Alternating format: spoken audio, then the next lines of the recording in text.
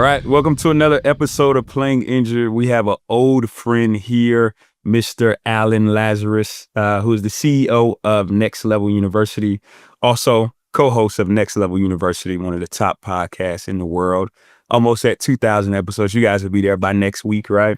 Correct. Also, too, a business coach, and you've coached in other areas, right? Fitness coaching, different things like that. Yeah, I started out as a fitness coach, and then it was mindset, and then it was peak performance, and then it was business consulting, and so I've been through the coaching gauntlet, so to speak. Yeah, but at the end of the day, you're a coach, right? And so, love that. And very smart guy, computer engineering degree, MBA as well, right? So just a great foundation. And like I said before we hit record, I've followed you guys from afar. So appreciate you jumping on the show. Josh, thank you for having me. I appreciate the humility. I appreciate the gratitude. I'm grateful to be here, man. I playfully told Josh off the mics because Josh came to, we talked about a mastermind. We used to do a live podcast every week, and we'd have guests come on, and we had someone named Samantha Skelly come on, and she did a live breath work where she put on music, and we did this breath work exercise together as a group. I think there was like 23 people there, and I think there was 22 people crying, and you were one of them. And I was one of them. Kevin said, "No, I just have something in both my eyes," you know? It was really cool. That was back in 2020. So yeah. I playfully told Josh before we hit record here, I said, Kevin and I thought you hated us, man. You just went away and did your thing. And we're like, I wonder what we did. And so it was so cool to hear that you interviewed him recently. Yeah. So cool to come on here and hear that you listened to the show. And, I think there are some truths there are certain people from my past that I think maybe have an aversion to me. I'm glad to hear that you're not one of them. And I know we can go into some of that stuff because sometimes it does have to do with rubbing someone the wrong way. Other times it has nothing to do with that. And you were totally inaccurate in terms of your thinking. So I'm grateful I was wrong about you, man. And I'm grateful to be back. Yeah, 100%. You know, your masterminds that you guys were having, I met you guys at a pivotal time in my life, actually. So one, my first time getting fired, right? I got laid off from the first company I was working at. It was a tech company here in Chicago. Got let go. So then around that time, I was starting this podcast thing, right? I didn't even know how to get started, right? But I saw you guys. It's kind of like a North Star for me. I can't remember how we got in touch, but I think either I reached out, I can't remember, but reached out to you guys and just wanted to get around that fire. Also, too, it was the pandemic, right? And so we were inside a lot. And then there was a lot of things going on in the world. And so it was an opportunity for me to get a part of an environment that was positive, right? And I'm already a part of different, masterminds and mentors in my life who kind of put me on this journey to be more positive and different things like that. But I want to get around as many groups as possible.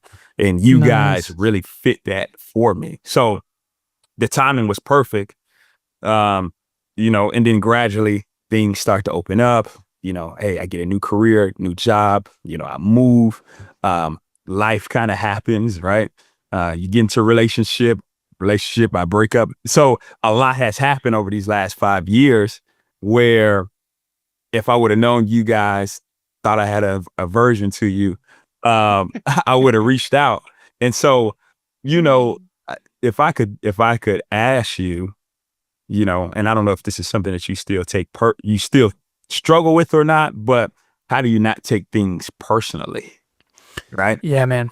So I love the name of your show, Playing Injured, because I think it's a metaphor for not only athletes that are listening and how a lot of us have to push through pain, but all of us are injured in terms of past traumas.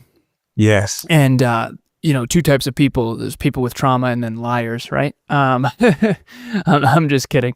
But even if you don't have any trauma, that's your trauma because now you don't fit in because you're the only one or whatever. But And again, different frequencies, intensities, densities, and durations. I've been doing therapy since I was 30. I'm 36 now, even though I look 12. And my therapist, Carol, I've gotten confirmation from a statistical perspective of someone who's been doing therapy for decades that my trauma is substantial. And that's honestly putting it lightly. And I think on the soul level, I kind of knew that. But when you say, how do you not take things personally, to bring it back to your question, I think that my past self always felt like I don't easily fit in. And as I've gotten older and I've leaned into sort of the engineer math modality of thinking, very much systems, structure, principles, priorities, very calculated, playfully more Spock-like, I think that I've come to understand that I'm never going to be the fun guy at the barbecue like I used to be. And I think that in hindsight, I used to drink more frequently and more often because I think that we all live in two worlds. The first world we live in is the social world. That's the barbecue. That's the wedding. That's the cafeteria in school. Yeah. What'd you say? The club, the bar. Yeah, exactly. The social world. And that's where there's social status, there's social hierarchy, there's who's the athlete, who's the nerd, who's the hot girl, who's the hot guy, who's the popular girls or guys or whatever. That whole social world, Instagram type of world. And then there's your real fucking life. Yeah. And the best metaphor I have for the social world versus the real world is everyone's wedding looks beautiful. Not everyone's marriage is. And some people's marriage is magnificent, and then the wedding can be a beautiful representation of that versus the other way around. If some people have a wedding that looks gorgeous, but the marriage is atrocious behind the scenes. Yeah. And so I got in a car accident when I was 26 that really helped me understand, okay, went from, middle school, popular as hell, high school, absolute loser, just hit puberty late. You think I look young now. Imagine me at 14, right? Pity dances from my sister's friends. She was a senior when I was a freshman. Stepdad left at 14. We go from boats and ski trips to I'm broke. I get free lunch at school. My mom trades in her BMW for a little Honda Civic, and I don't even know how I'm going to afford college. Straight A's, nerd, get all the scholarships and financial aid, go to college, computer engineer, master's in business, and then I'm in corporate, and now I'm very successful externally. And at this point, I had hit puberty and actually gotten some popularity and that kind of thing. But what I've come to understand now is that the social world and the real world are completely different.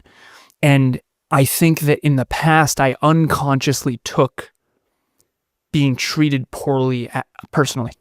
Yes. And so to answer your original question of how do you take it personally, or how do you not take it personally, I think it's just understanding this fundamental truth that the way in which other people are behaving is a response and reaction to, yes, maybe you, but also their relationship with themselves. So let me give you an example.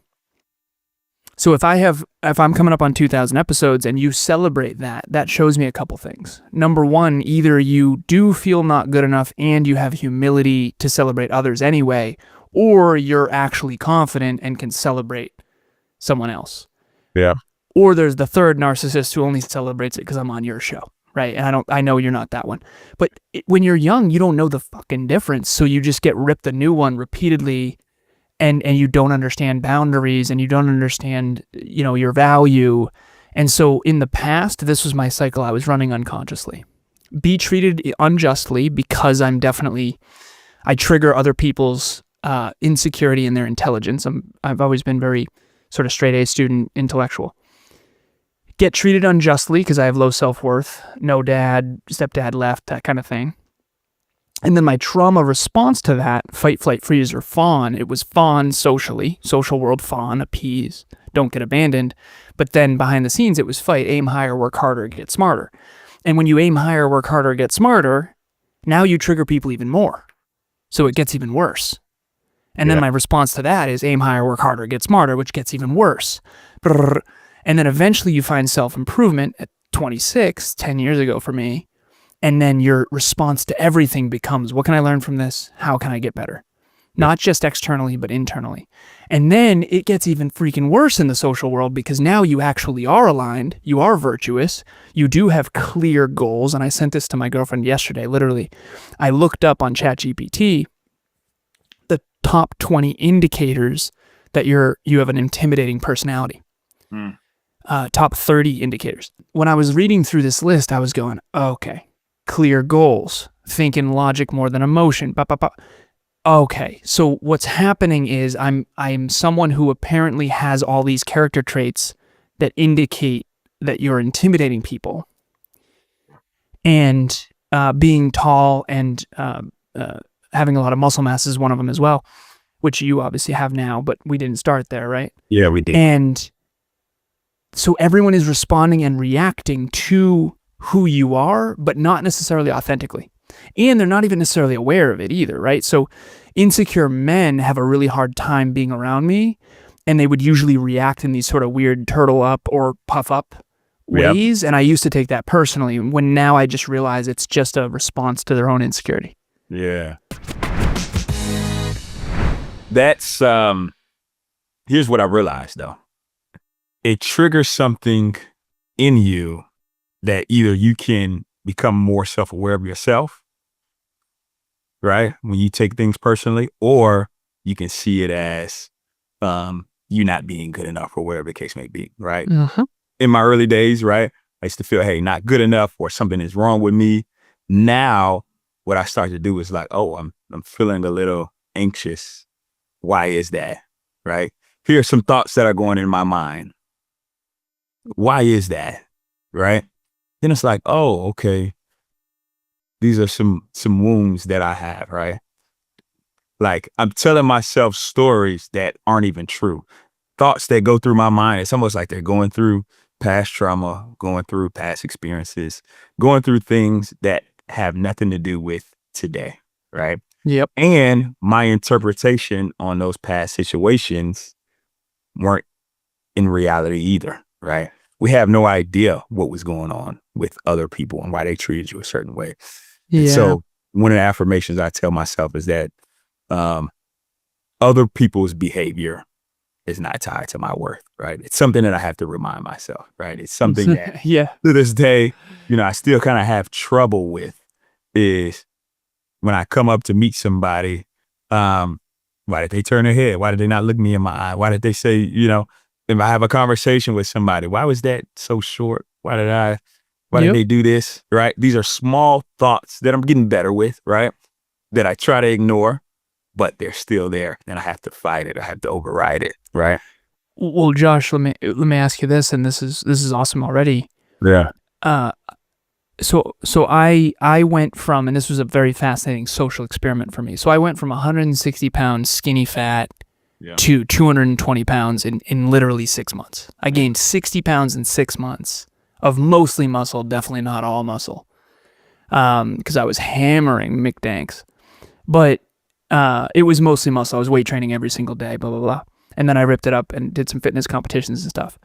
But to see how differently the world reacted to me with that big of a transformation made me, first of all, sad, but also made me realize that the way people are reacting to you is a byproduct of what they perceive you as and their own insecurity or lack thereof.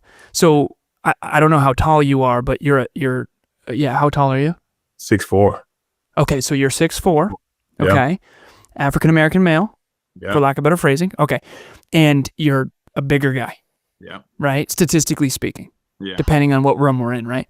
Yeah. But if anyone is insecure on any level about their size, they will react to you in a way that is not their true self. Yeah.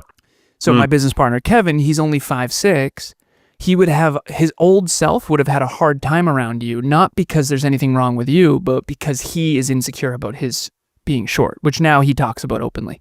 Yeah. And I have this client who I've coached a lot of different types of people over the years, and there's a lot of lessons in all this, so I'm not just flexing on this, but anywhere from a supermodel in Dubai to a person famous in the greater Boston area, all the way to people that are not famous at all and that kind of thing.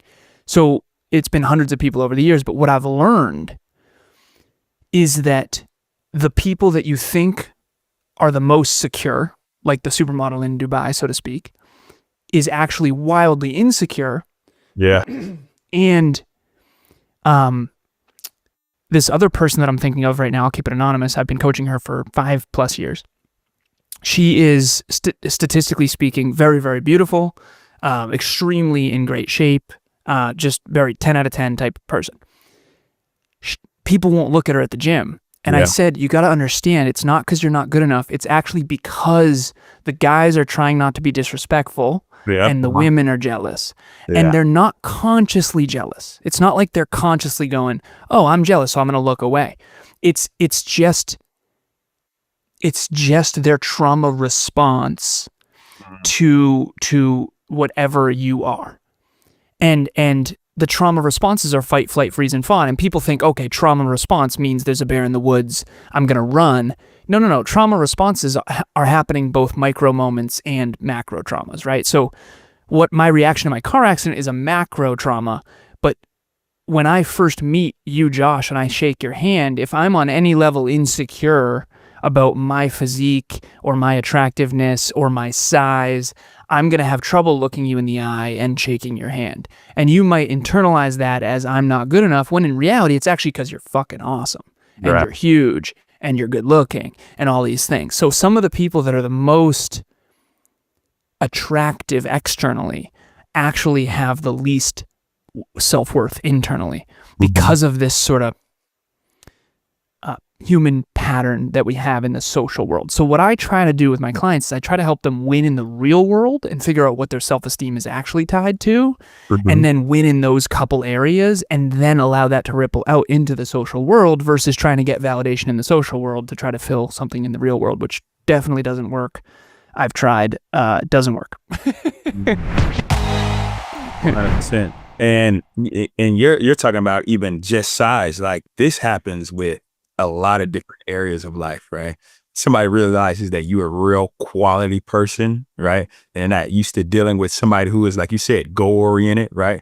Like, they get involved with you as a friend, right? Let's say me and you meet each other and we start to hang out, and I'm realizing that you are on it. And I'm like, I'm not really on it as much as he is, right? And I start to kind of not respond to you, right? Or I stop calling you, or I stop hanging out with you, right? It's not that anything is necessarily wrong with you. It's that, hey, you're making me feel a certain way about myself. Being around you is uncomfortable for me on the ego level, and being around you is a reminder of how outside of alignment I actually am.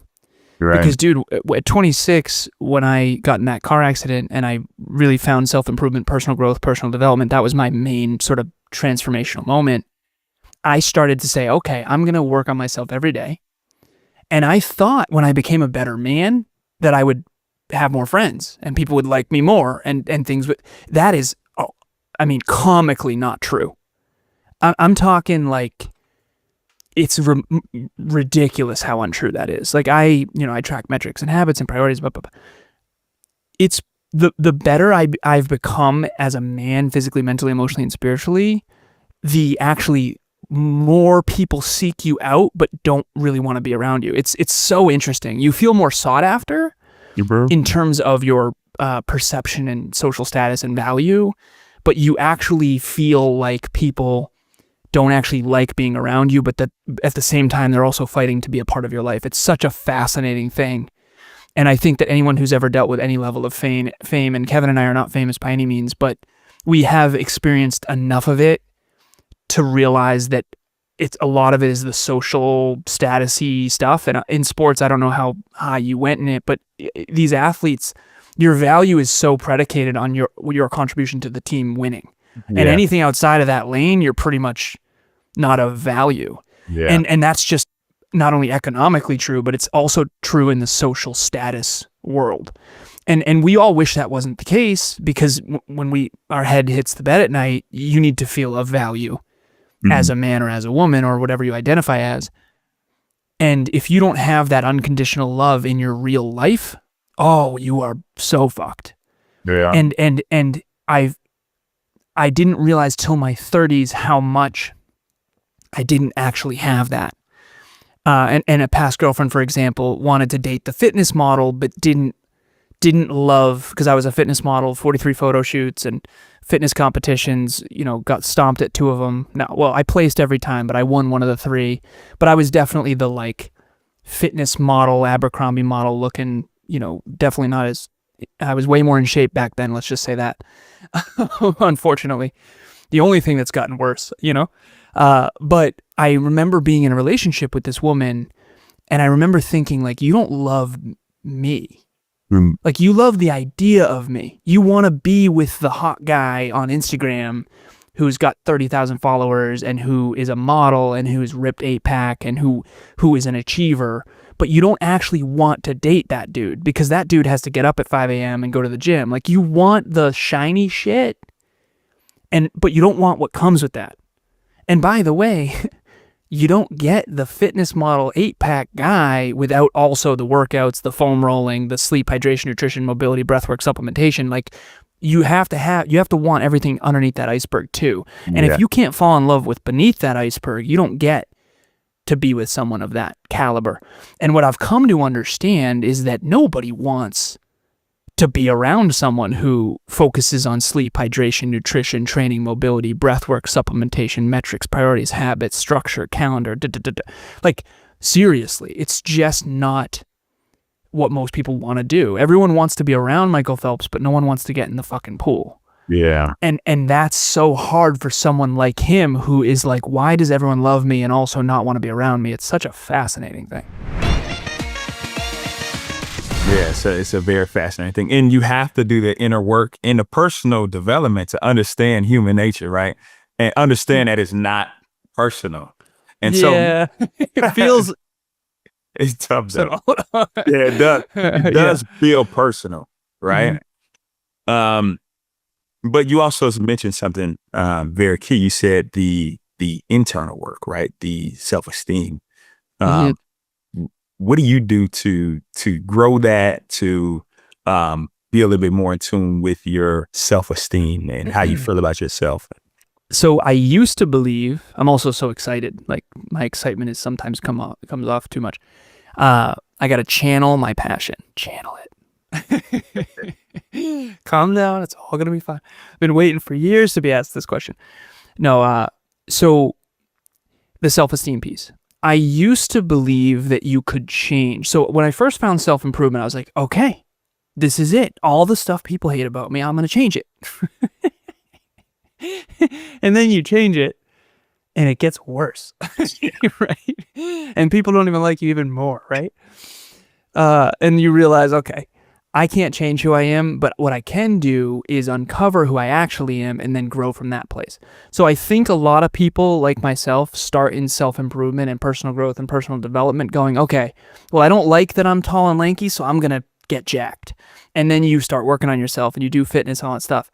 And then it's, well, I'm a computer engineer and I'm a math thinker and everything is structure and equations for me, but I'm going to try to be more social. I'm going to be more extroverted, right?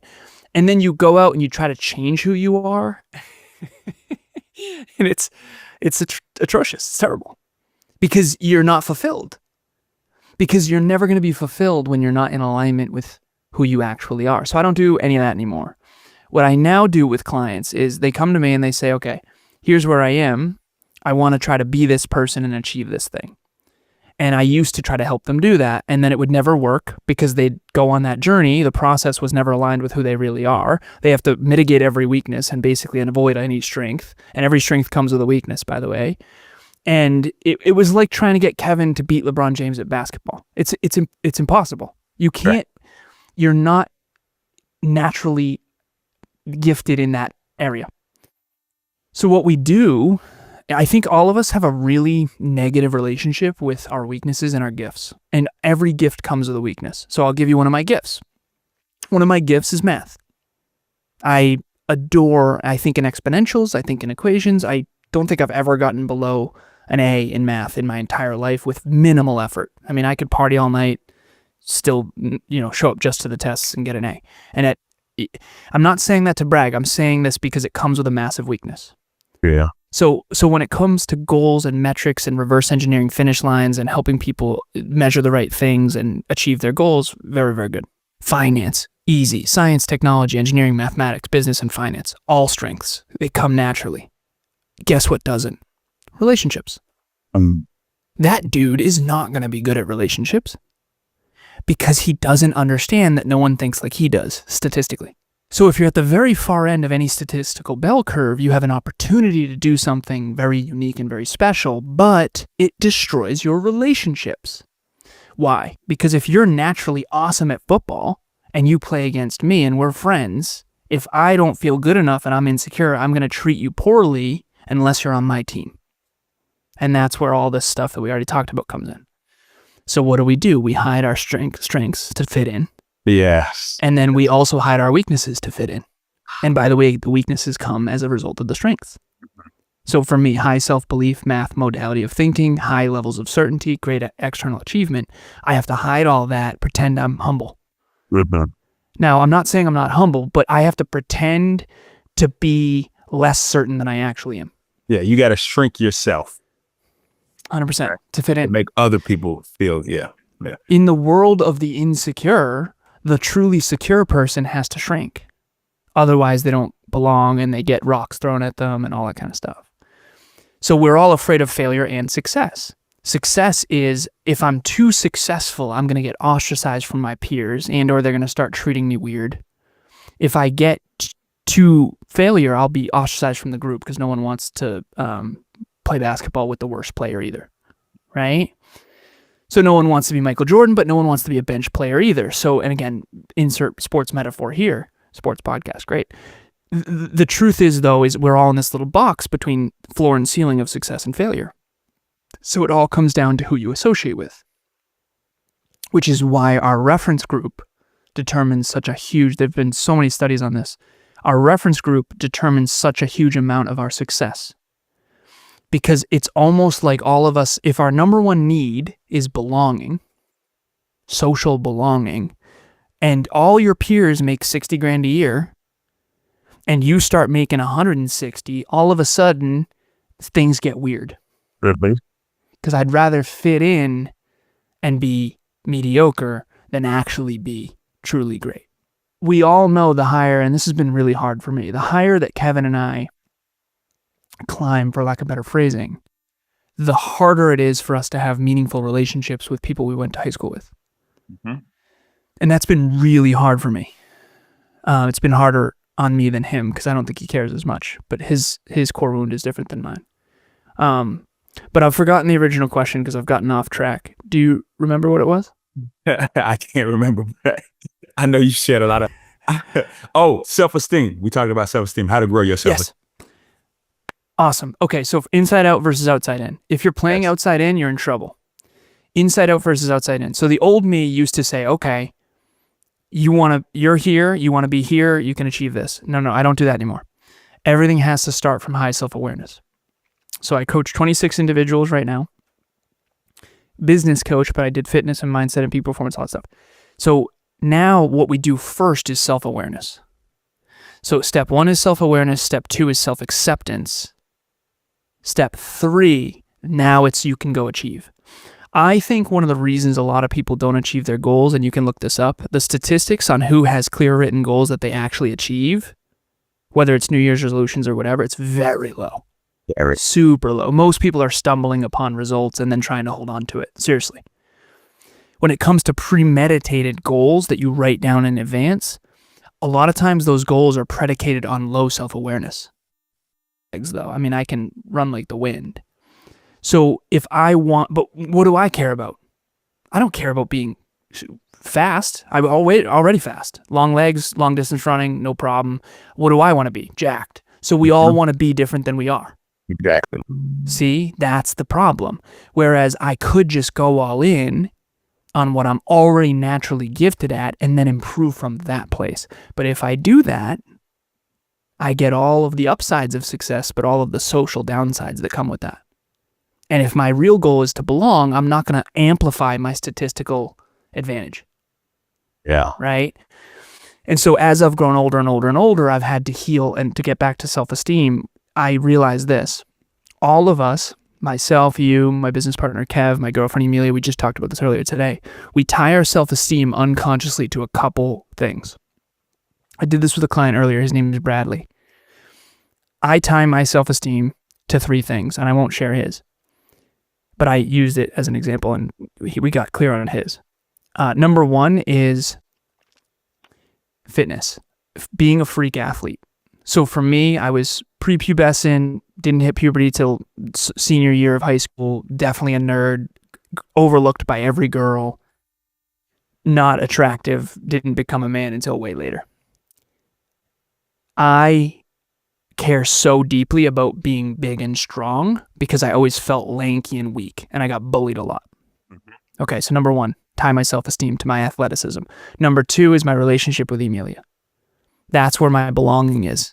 I belong with her to a deep, deep, deep level. It's the fucking best. I met her 5 years ago. It's the best relationship I've ever been in by far. Greatest gift of my life. And quite frankly, I wouldn't be here if I didn't have that at the core, because I would be still chasing for belonging and external validation. I get so much belonging from my relationship that it allows me to go flourish and sort of say goodbye to a lot of relationships that were holding me back. All right, the third one is my body of work. This is a little bit weird, but I can't stand when I do poor work. So if this episode is not something that I feel like I gave my all to make it as valuable as possible, I will be unfulfilled afterwards. Yeah. So those are the 3 things that I tie my self-esteem to. Kevin wouldn't mind me sharing his. I think his are a lot more relatable, quite frankly. Number 1, car he drives. Number 2, money in the bank account. Number 3, dude wants to be jacked. And he'll admit this to all of you. I think he's just more honest than most people. I think most people do tie self-esteem to those 3 things, but they're not honest about it. And one of the ironies is, when Kev was a kid, that's all he really wanted. He wanted to have enough money to drive his dream car. He wanted to have money in the bank because he and his upbringing didn't have any. And he wanted to be jacked, which he was. He worked really hard in fitness his whole life because he felt short and insignificant. So when he was bigger, he felt better about himself. And what I've come to understand, the old me would have said, well, you got to be careful tying your self-esteem to those 3 things. And there's truth to that. Because as you mature, you really need to hopefully be more wholesome than just those 3 things. But what I've come to realize is that once those 3 things are actually winning from Kevin's own internal perspective, that's when he's a better husband. That's when he's a better business partner. When we don't have money in the bank, dude, he is like so scarce. I'm not. Whether we have 5 or 25 or 55 cash on hand, I'm the same-ish person. But if Amelia and I aren't good, I would have canned this podcast. Yeah. Yeah, I can't go serve when we're not good. So, and the reason why is because my core wound is unlovable. And for him, it's defective, not good enough. He never thought he'd be successful. I never thought I'd be successful in a relationship. So, of course, we tie our well-being to the thing that we thought we'd never have. Success for me comes fairly easy in terms of external success, even though you're not allowed to say that. But relationships never came easy. So for me, I tie a lot of self-esteem, and it's all linked to survival from an evolutionary perspective. Yeah. Talk about that. So needs, right? It sounds like you're saying that, first of all, you need to be self-aware. Like, what makes you feel good, right? Even if it is external, right? Accept it. Don't try to be somebody else. Don't try to be like others, right? Accept yourself of who you are, right? But also too, when you said like these needs that we have, that's when I start to feel out of whack. Is, wait, I don't have food in the fridge. It's like when I start to feel a little bit out of whack, when I start to feel like I don't have things together, it's telltale signs that I'm kind of neglecting the small needs that I have, right? But also too, that bleeds into the needs of, like you said, kind of belonging, love, fitness, all of these areas that help me thrive, right? Is that similar for everybody, right? Or what's your thoughts there? I think that when Kevin, for example, just using him as an example, my business partner, when he, and some of your listeners will know him too, because he's been on the show. Yeah. And he doesn't mind me. The reason I'm using him is because your listeners know him, you know him, and he doesn't mind me sharing these things, right? So you always got to be careful as a public figure what you talk about. Yeah. But I have permission in advance to talk about all this, so that's good. But Kevin, for example, his need for, he wants to be in great shape, he wants to have money in the bank account, and he wants to drive a nice car. As long as those three things are good, he feels like he can be his best self. What's deeper than that are the needs you're talking about. It's not actually about the car or the money or the body. It's about what his unconscious mind has connected those two. And those are the base needs. The base needs that I think we're all going for are growth, impact, fulfillment, really money, because in the past it would be bartering. It would be, assets, things like that. But now it really is money, currency, whatever your currency is. Uh-huh. And then belonging. Those are the ones we really need. Yeah. And Kevin's always felt like he belongs. And I'm at the fear of sounding like a pretentious person. I'm going to share this because I do believe it will help people. And that is my sincere goal. If you are average in something, it's easy to belong. Mm-hmm. Because most people are average. Wow. Right? Anything that you are not like if you're way above average or way below average, you usually don't feel like you belong because you actually don't. And that's why you have to go. So for example, the percentage of people that are in the NFL is extremely, extremely, extremely low. Okay. And then the percentage of people that actually play consistently and start very, very low. Okay. So if you play in the NFL, you belong with other people who play in the NFL and understand what that's like. And you have similar challenges. Your life isn't easy, by the way, because people think biggest lie of all time, in my honest opinion, is that success makes life easier. No. Success makes life harder. You don't get to the NFL and go, oh, nice, easier life. No. Now you have to play against the best in the world. Yeah. And if you get injured, you're gone, right? Or whatever it is. And now you're competing at a level that requires more of you, not less of you.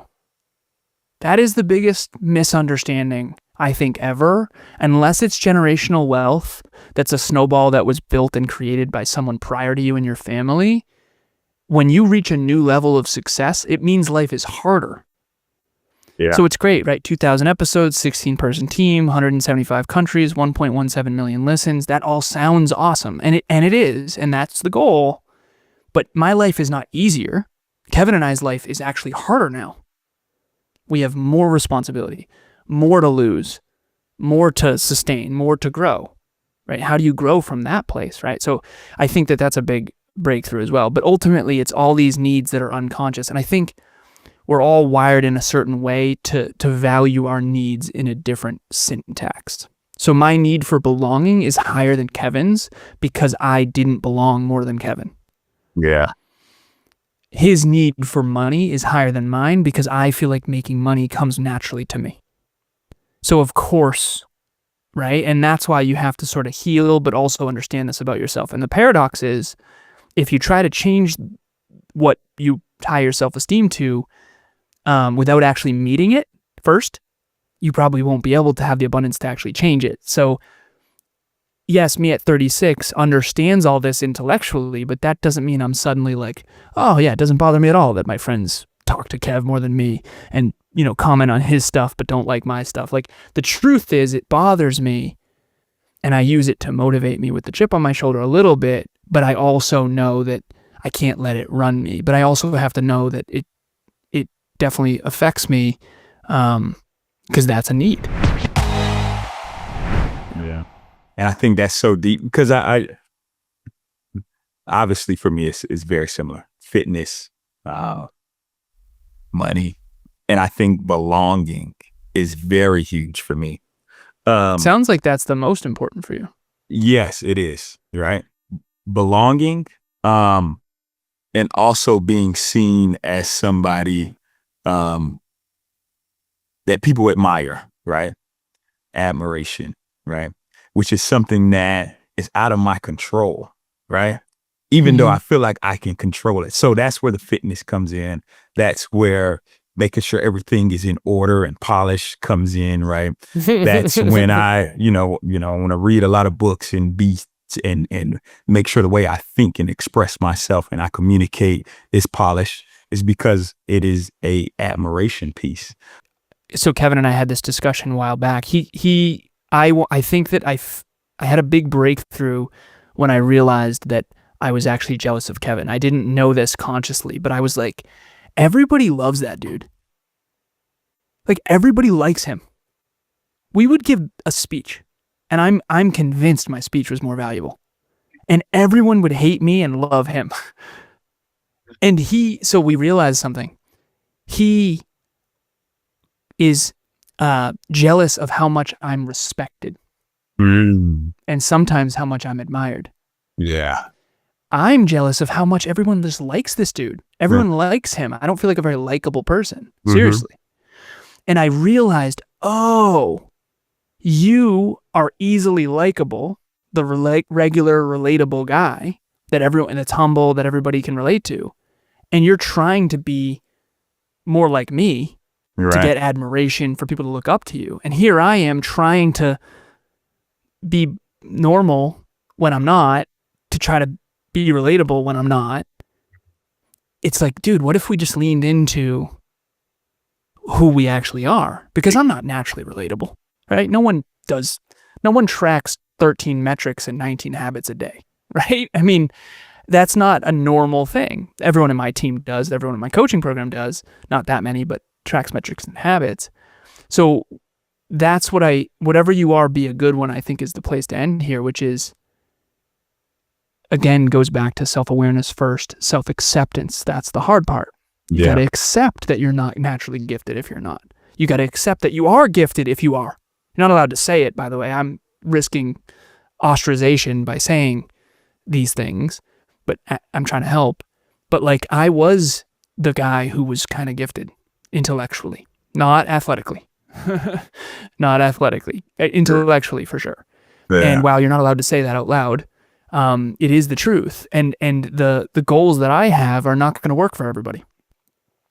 And I think that everyone needs to understand their own giftedness or lack thereof, and then work from that honest place. And if you do, I mean, that's when you create fulfillment. Well, Alan, man, a lot of great value that we share in this combo. We could keep going, but definitely want to be conscious of time. Where can people find you? Where can people continue to follow your journey? Thank you so much for having me, Josh. Seriously, this was awesome. It's cool to do this again 5 years later, I guess now, or 4 or 5 years later, and keep doing what you're doing for sure. Thank you for having me, and thank you for doing what you're doing in the world. Seriously, I think the world needs more of this. I do, and of course I'm biased, but I mean, if we all work on self-improvement, self-awareness, self-acceptance, the world becomes a better place because we stop hurting each other constantly, right? We all sweep our own porch, the whole world will be clean, kind of thing. So yeah, I'm a naive optimist. Although the naive is being ripped out of me for sure. Okay, where can people find me? nextleveluniverse.com. We have a podcast called Next Level University. Next Level You, not Next Level Me, Next Level You, pun intended, unique version of yourself. It's a place you go to help reach your potential. 1% improvement every single day from anywhere on the planet, completely free, in your pocket. Holistic self-improvement, heart-driven, but no BS, holistic self-improvement for dream chasers.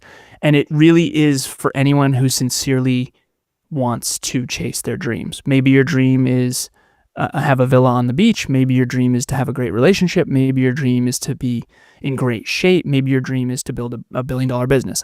Whatever it is, whatever that dream is, whatever that vision is, Next Level University is there to help you become the version of yourself that actually can attract and sustain and earn that success.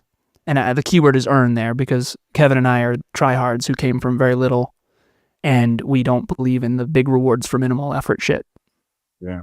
It doesn't happen though. It doesn't happen. You got to earn it. So I've tried the shortcuts. I've tried it. It doesn't work. So let me be the Yeah. example. Let me be the Yeah. example. Alan, we appreciate you. And man, can't wait to see the continued success. Thank you so much, Josh. Thank you. Love it.